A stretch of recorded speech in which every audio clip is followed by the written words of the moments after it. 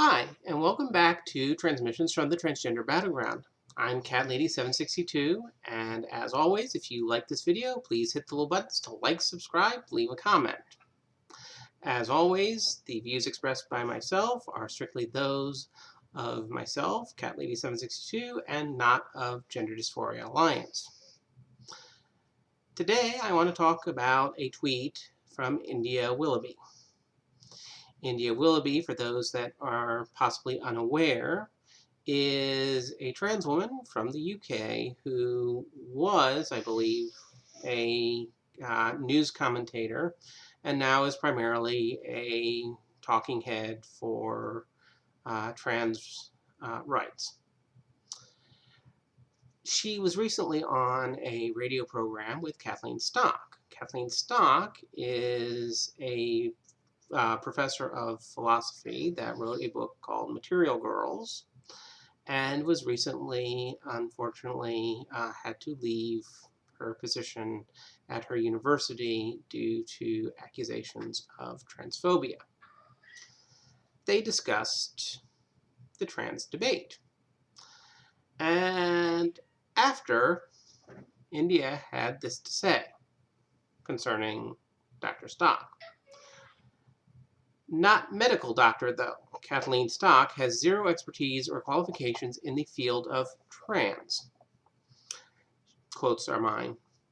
She's a run-of-the-mill uni philosopher who holds a view. Nothing more. Well, India is correct. Dr. Stock has a degree in philosophy. Thing is, this whole discussion about trans, and particularly the intersection of trans and women's rights, is a philosophical debate. It's a philosophical discussion because it hinges on two questions that have now become essentially philosophical. Question number one is, what is a woman? Question number two is, what is trans? Now, most on the gender critical side have a pretty succinct definition of what a woman is. A woman is a person who is an adult human of the female sex. The trans side is a lot more here and there about their definition. Usually it becomes a woman is anyone who identifies as a woman. Of course, the issue with that is, in order to identify as a woman, I have to know what a woman is. And that becomes very circular. Because if all it is identifying as a woman, how do I know that I'm identifying as a woman and not identifying as a turnip? So that's philosophical question number one. Philosophical question number two is, what is trans? Now, some on the gender critical side will tell you, well, there's no such thing as trans.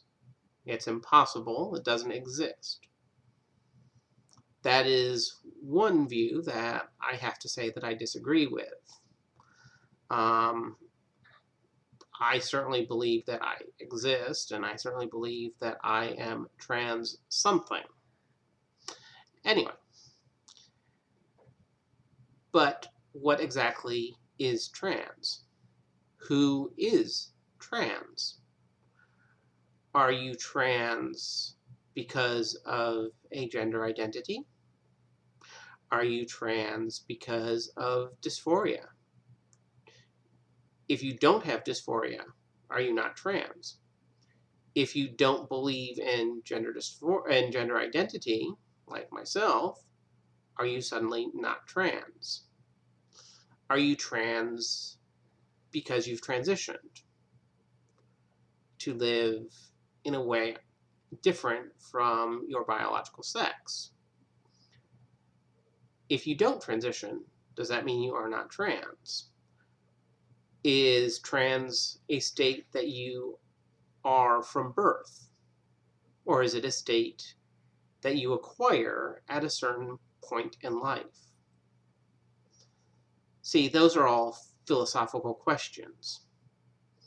And the reason why these philosophical questions need to be answered now is because we are actually wanting laws and policies to be enacted that are dependent on the answers to those questions. Who is allowed to participate in women's sports? Who is entitled to protection for discrimination against trans people?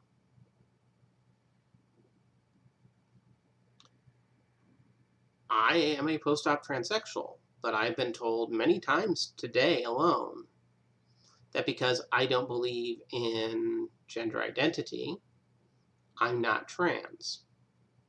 So does that mean that I am not entitled to protections because of being trans?